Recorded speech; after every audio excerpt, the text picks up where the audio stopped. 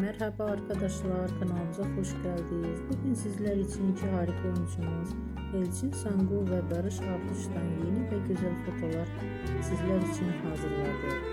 Barış Arduç dinle sevgili Benim için Üzülme, Kiralık Aşk dizisinde rol almış ve herkes tarafından çok beğenilmiştir.